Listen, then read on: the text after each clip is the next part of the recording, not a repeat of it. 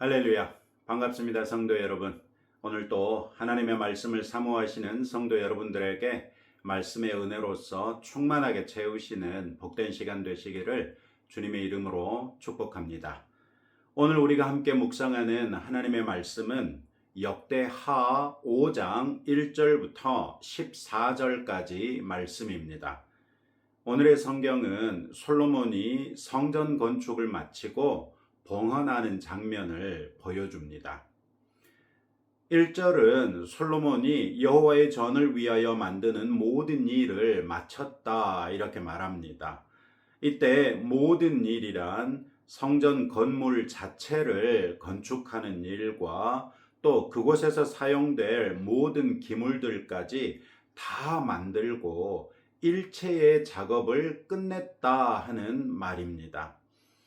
그런데 이처럼 모든 공사와 기물들의 제작이 끝났어도 다윗이 드린 은과 금과 모든 기구들이 남아서 그것들을 새로이 건축된 성전 곳간에 넣었다라고 보고합니다.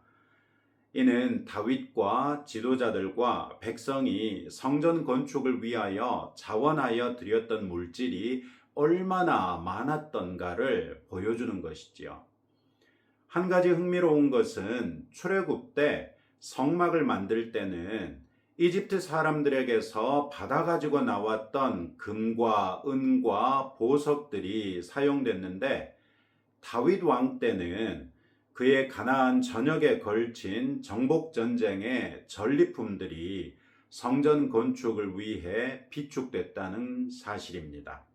즉 하나님께서는 이스라엘 백성이 수고하여 벌어들인 것들로는 그들이 먹고 사는데 사용하게 하셨고 성막을 만들거나 성전을 건축하는 것처럼 대대적인 공사가 있을 때는 그들을 괴롭히던 주변 나라들의 부를 빼앗아서 사용하셨다는 것을 알 수 있습니다.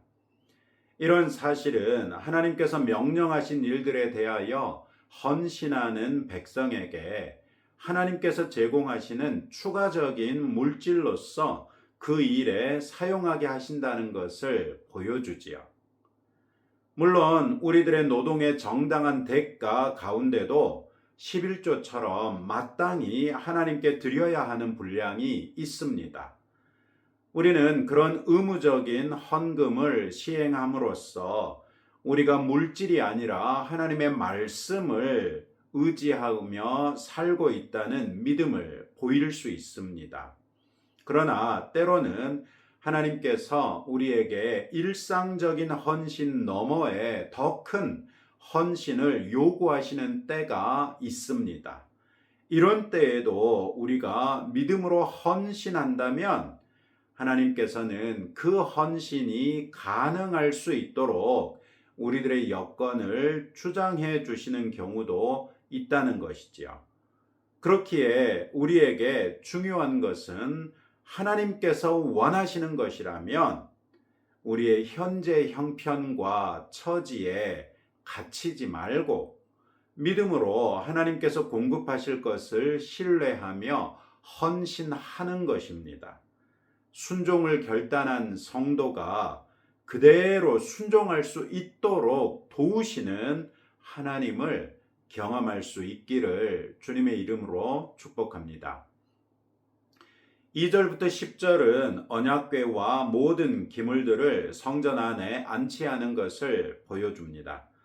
성전이 완공됐어도 그곳이 하나님의 이름을 위한 집이 될 수 있는 것은 언약궤가 있어야 할 곳에 위치할 때이지요.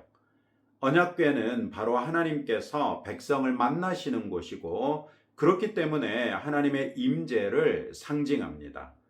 오늘의 성경에서 말씀하고 있는 것처럼 언약궤는 지성소의 두 그룹 사이에 있어야 합니다. 이 당시 언약궤는 다윗이 일전에 옮겨둔 예루살렘의 시온에 있었습니다. 그것을 율법의 규례에 따라 레위인 제사장들이 언약궤의 양쪽 앞뒤에 있는 고리에 꿰은 채를 들어서 어깨에 메고 옮겨 지성소에 들여놓습니다. 8절 9절은 이 채가 길어서 한쪽 끝이 지성소 앞에는 보였으나 밖에서는 보이지 않았다라고 말합니다. 어제 우리가 이미 살폈던 것처럼 지성소는 가로 세로 높이가 각각 20규빗씩인 정육면체지요. 그런데 이 채의 길이가 지성소의 20규빗 되는 길이보다 약간 더 길었다는 말입니다. 이 채를 끼워둔 채 지성소 안에 두었다는 것을 또 보여주는 것이죠. 역대기 기자는 이런 사실을 기록에 남김으로써 오늘의 성경이 말하는 사건이 실제로 일어났다는 것을 우리에게 말해줍니다. 이처럼 성경에는 이따금씩 성경에 기록된 사건들이 실제로 일어난 것을 보여주는 표현들이 등장합니다. 이런 구절을 통해 우리는 성경의 역사성을 신뢰할 수 있고 성경이 역사적인 사건들을 하나님의 구원사라는 관점에서 기록하고 있다는 것을 알 수 있지요. 과연 그렇기 때문에 그 내용이 믿을만하며 그것을 믿는 사람들에게 하나님의 지혜와 능력이 역사하고 우리의 구원이 가능해진다는 것 역시도 알 수 있게 되는 것이지요. 오늘의 성경 6절은 성전 봉헌식 중에 솔로몬 왕과 이스라엘 백성이 하나님께 드린 양과 소의 수가 많아서 기록할 수도 없고 셀 수도 없었다고 말합니다. 성전 봉헌을 하느라고 솔로몬 왕과 백성이 드렸던 제물이 너무나도 많아서 셀 수도 없었다는 말이죠. 이는 솔로몬과 이스라엘이 성전 완공을 얼마나 기뻐했는지 보여주고 또 그것으로 인해 그 많은 제물을 드림으로써 하나님을 얼마나 영화롭게 했는지를 보여주지요.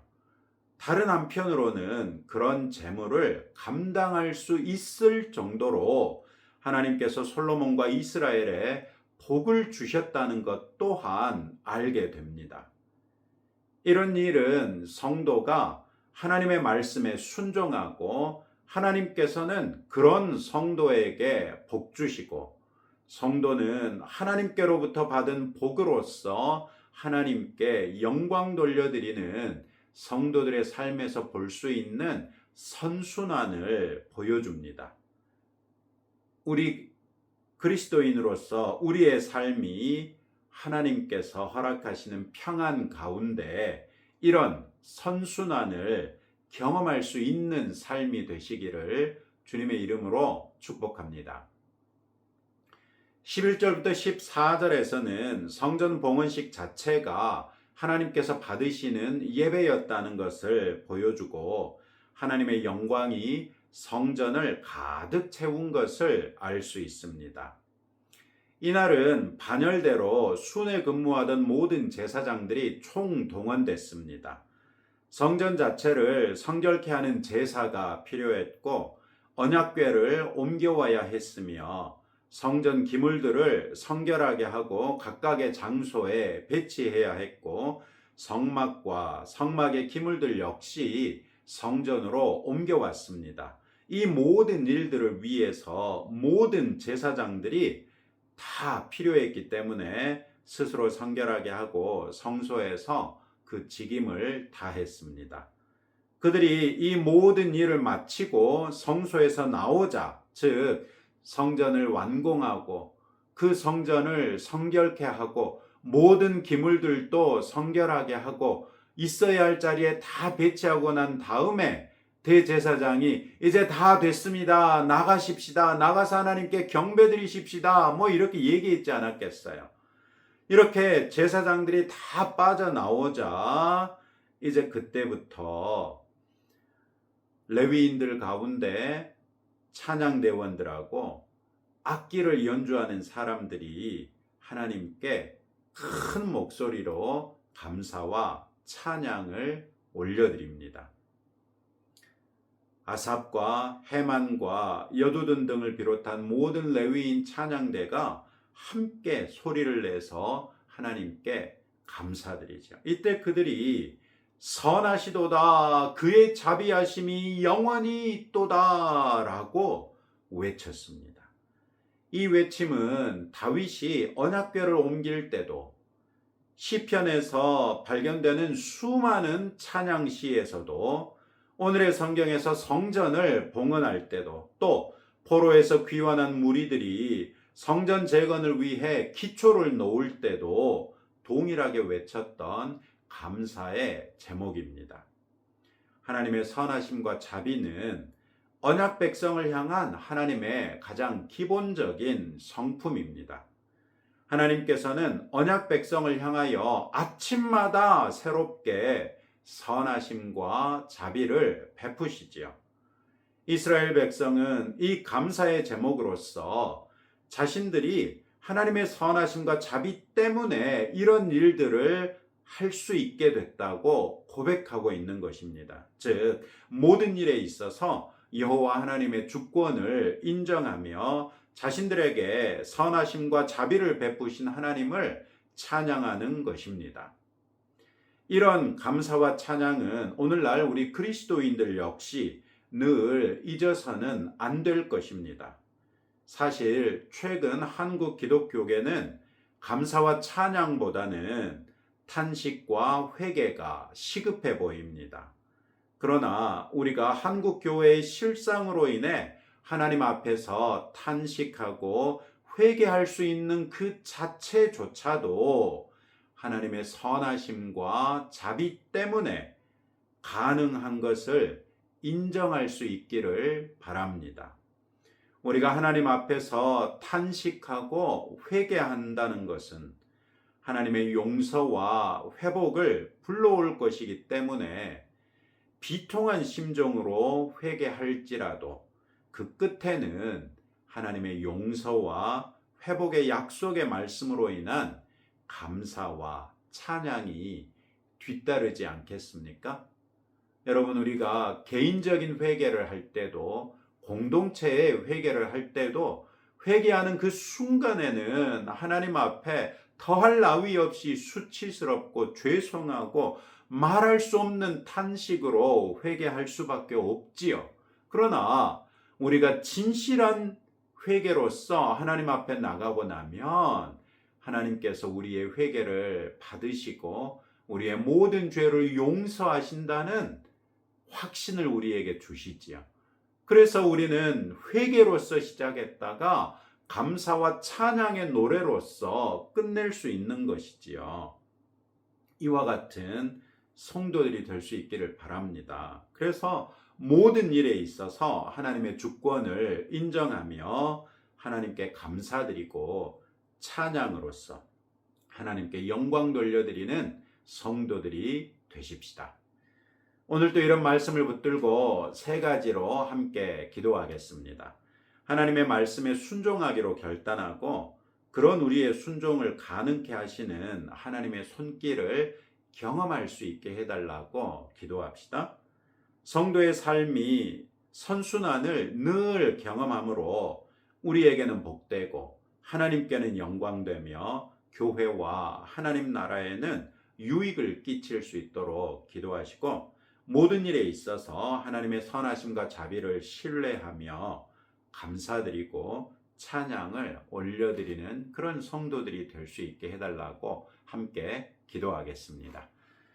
하나님 아버지 감사합니다. 오늘 솔로몬이 건축했던 성전이 드디어 완공되고 이스라엘의 온 백성이 함께 모여 이 성전을 하나님께 봉헌하는 것을 봅니다.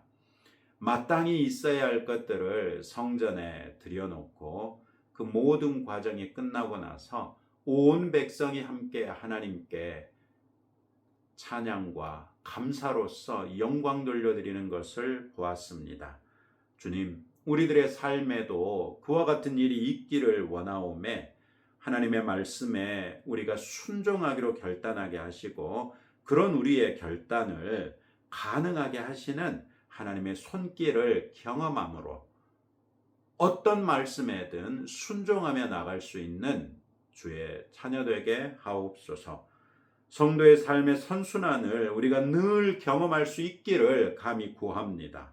그래서 우리에게는 복되고 하나님께는 영광되며 교회와 하나님 나라에는 유익을 끼치는 성도들이 될 수 있도록 우리 한 사람 한 사람들을 붙드시고 은혜 베풀어 주옵소서.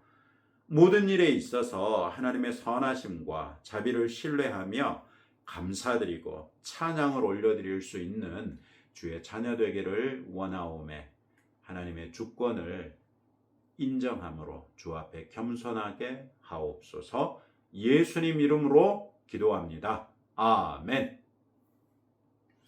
이제 오늘 또 여러분들의 기도 제목 가지고 하나님 앞에 나가실 때 하나님께서 여러분들의 기도에 응답해 주실 줄로 믿습니다.